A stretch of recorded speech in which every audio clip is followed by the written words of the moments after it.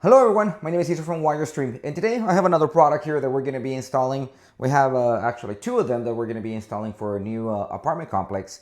And this particular unit, which is the Intercom right here, this is the Unified Intercom directory, which is what they call it. It's going to be flush mount onto the property. This is a brand new apartment that is being built. So when we have the opportunity to mount the unit flush to the wall, we try to do that. So in this case, there are times when we get called and they ask, hey, what's the cutting measurements of this device right here? What the website shows versus what the actual unit is. I wanted to compare that for you guys so that way you guys can see it for yourself. That way when you're doing a cutout, you know what measurements to expect. So again, we're going to be installing the Unified Intercom. You will see the name here. What we're going to be going over, again, is the Intercom flash mount, which we have two because we have two different buildings, two different installations. And that, again, this is the Intercom itself. Now, when you get the unit, you get this device right here, which this is the back wall plate. This goes on the wall, and then this sits behind it like that. This is for a surface mount installation. So let me go ahead and open up the intercom itself, or the flush mount intercom, so that way you guys can see what comes in the box and the measurements. We recently did a training with Eagle Eye, so we're going to be using their measuring tape. So again, similar packaging to everything else that we get from Ubiquiti. So Ubiquiti is one of the brands that we do a lot of installations for, whether it's their security cameras, their intercoms. So we haven't had any issues with their product, so that's why we keep going back to them. Okay, so this is the back plate, and let me show you again what else we have over here. I'm going to remove this, pulling it out of the way.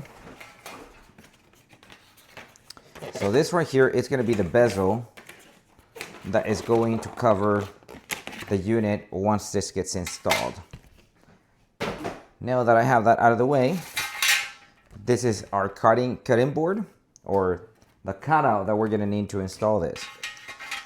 So, okay, now that I have that, so this is the back plate. Actually, this is the front plate. Let me see, I think I already got it stuck in there.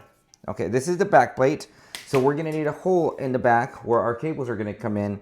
For this particular unit, all we need is an Ethernet line coming through the back. This is going to be our front plate to cover the unit and seal it up with silicone or what anything else that we need. So how is this going to fit in there? I'm gonna go ahead and disconnect this so that way you have an idea how it sits in here. So this is kind of like a perfect match, like that, and then we put the bezel like this. Now that we know that portion, I want to show you some quick measurements of the unit itself.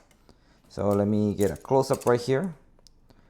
So as you will see, this is almost exactly almost 13 inches. So about 12 and a quarter, if I got this right.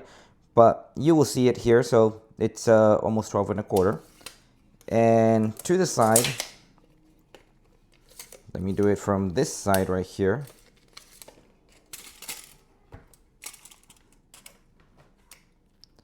From this side right here, you will see that we have, so we got about 4 inches and 4.5, about 4.5 inches for the size of the unit itself. Now, if this unit has that size, which equals this interior size, the back plate will end up being the same thing. So about almost 4.5, maybe 4.25 is what the outside unit is. And again, it has to fit this inside. And if you see here, it's almost like a perfect fit.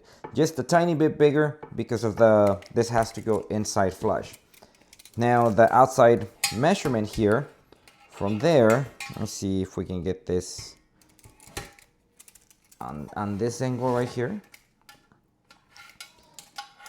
So I would say it's about one inch on the side right there. So now that you have that comparison, I'm gonna do one more measuring from here, so you can see what is from the portion that's gonna go on the inside. So you can see that's almost exactly, I would say 13 and a quarter.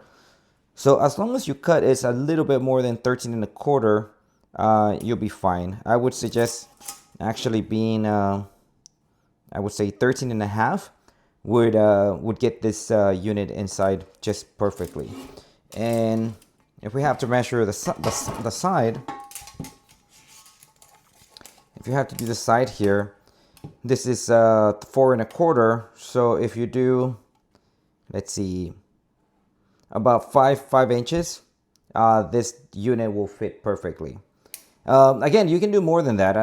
To the side, you can do 5.5 if you need more wiggle room for this unit. But in either case, the depth of this, I would say, it's about 6 inches. It's about an inch and a quarter. Right there, you can see an inch and a quarter, almost a full inch. But that's basically it. Then again, we're gonna get the bezel to cover this. We're gonna have some screws that we can put all the way to the back. So that's basically it for this unit. Again, the main purpose of this was to measure this out, so you guys see what the measurements will be.